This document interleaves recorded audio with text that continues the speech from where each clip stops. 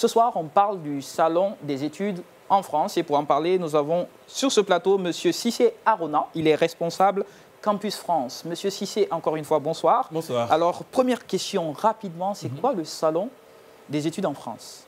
Alors là, donc, c'est un salon qui va se passer vendredi pour les étudiants, mais qui entre dans une manifestation internationale qui s'appelle la Ruée vers l'Ouest, qui est une promotion de l'enseignement supérieur français qui se réunit chaque année en Afrique de l'Ouest. Donc là, cette année, ce sont nos collègues du Bénin qui accueillent d'abord la délégation des établissements français qui sont venus en Afrique de l'Ouest.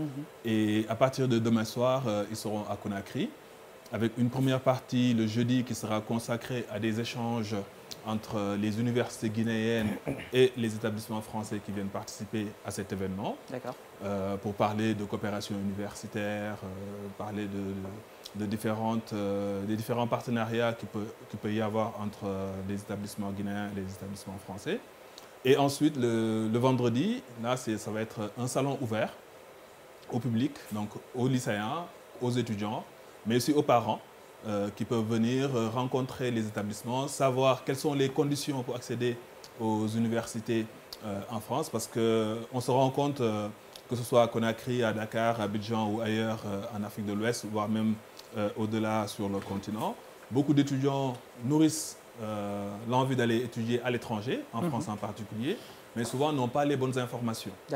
Et donc là, c'est la deuxième édition qu'on organise à Conakry. L'année dernière, au mois de juin 2022, à peu près une dizaine d'universités étaient venues aussi de France, mais l'année dernière, il n'y avait pas les universités guinéennes, donc c'était 2 jours de salon. Mais là, cette fois-ci, c'est un salon c'est un forum avec un volet institutionnel où une partie est consacrée aux échanges entre les universités et une deuxième partie consacrée aux échanges entre les universités et les étudiants. D'accord. Yacine, tu as une question? Oui, alors, moi, il y a la flèche qui est partante, c'est-à-dire que les étudiants veulent systématiquement aller en France. Et là, ce salon, c'est entre autres pour leur expliquer comment ça doit se passer et tout. Mais tout ça, c'est parce qu'ils ont envie d'avoir une formation de qualité et de progresser. Est-ce qu'il est prévu que l'inverse se passe, c'est-à-dire que des universités françaises déploient des enseignants pour former suffisamment les enseignants, pour avoir des partenariats, je veux dire, avec les universités, notamment publiques à Guinée, de sorte que ceux qui n'ont pas les possibilités, les moyens de partir, puissent bénéficier d'une formation de qualité. Est-ce que c'est dans votre projet? Alors, ça existe déjà. Donc, ce salon permet de renforcer ces partenariats qui existent. Par exemple, Gamal a beaucoup de partenariats avec des universités françaises dans le cadre de la recherche dans l'épidémiologie, la santé, etc. Si je prends l'IST Mamou, ils ont aussi des partenariats avec des universités françaises, l'université d'Artois, par exemple. L'université de l'Abbé aussi, ils ont des partenariats avec des universités françaises et il y a des échanges qui existent déjà, mais c'est encore fragile. Donc l'idée dans ce salon aussi, c'est de mettre en place le cadre qui va favoriser, faciliter ce genre d'échange entre les universités françaises et les universités guinéennes.